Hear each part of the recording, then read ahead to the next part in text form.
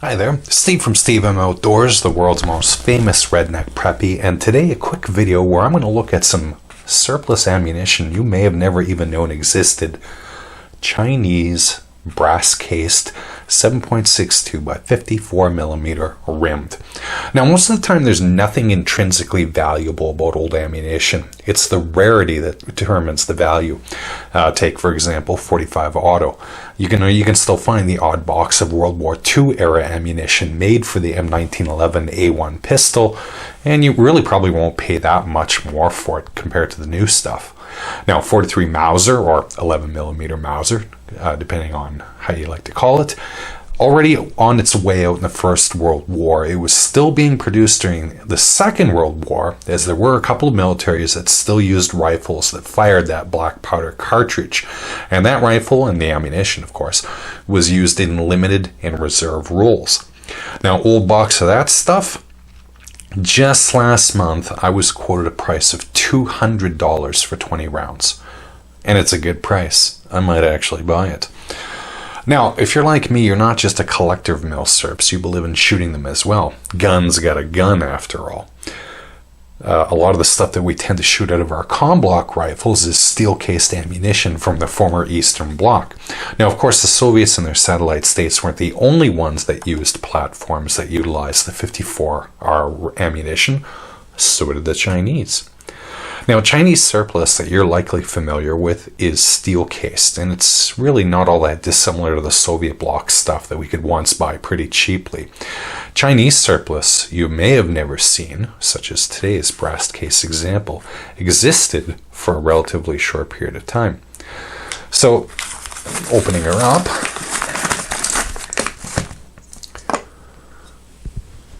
as we look at the ammunition, it's the same familiar, rimmed cartridge that we've, seen for decades, and was introduced in 1891 in Russia, originally for the bolt-action Mosin Nagant rifle, and it's still in use with a variety of militaries to this day. Like pretty much all surplus, the bullet is full metal jacket, and it is magnetic, as you would expect. Moving down, however, we can see that the case is in fact brass, and the magnet shows no attraction. Now, the head stamp, and I'm going to put a picture up because this camera doesn't do macro all that well, shows that this particular round was manufactured, and all the rounds in this package was manufactured in 1955 at an unknown weapons plant, which we really only know as Unknown People's Plant 71. The Stripper Clip 2, unlike Eastern European examples, is made of brass, something that I don't think you find anywhere else. At least I've never seen that before. So what's the story?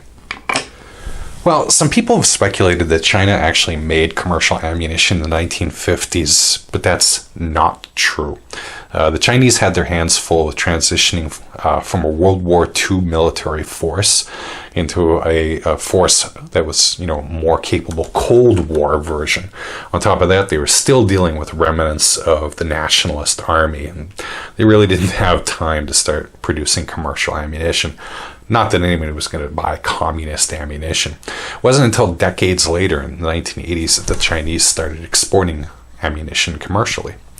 The reality is that the People's Republic of China actually did make brass-cased ammunition, 7.62 by 54R, among other calibers, for their troops between 1951 and 1956.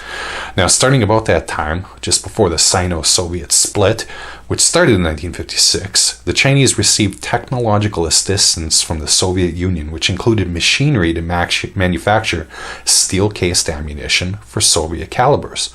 The Soviets assisted the Chinese in retooling Kuomintang weapons plants and new light industries plants to manufacture steel-cased ammunition.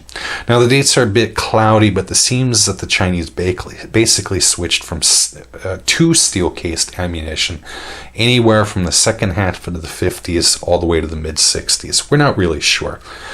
Now, how did this stuff make it to North America? Well, pretty much the way all surplus ammunition does. Back in the 80s and 90s, the Chinese wanted to convert these decades-old piles of ammunition into cash, and when American and Canadian markets opened up, they sold as much as they could.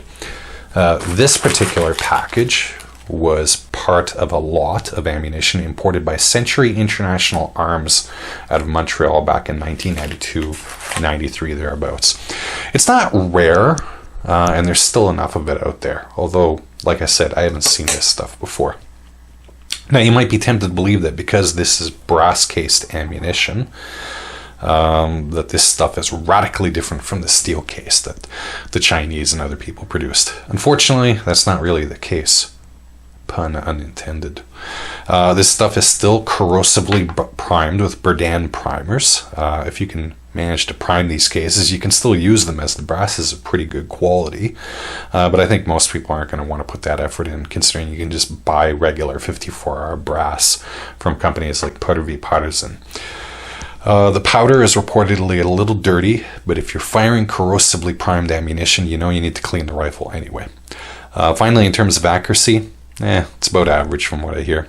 This isn't higher end ammunition just because of this brass cased. Anyway, that's my look at this particular ammunition. I hope you found the video reasonably interesting and informative. If you did, please feel free to give the video a like. And if you want to see more of this kind of stuff, you can always subscribe to the channel. In the description below, you can find links to my Facebook and Twitter pages. As always, I hope you have a great day, and may your shots always ring true, even when using surplus ammunition.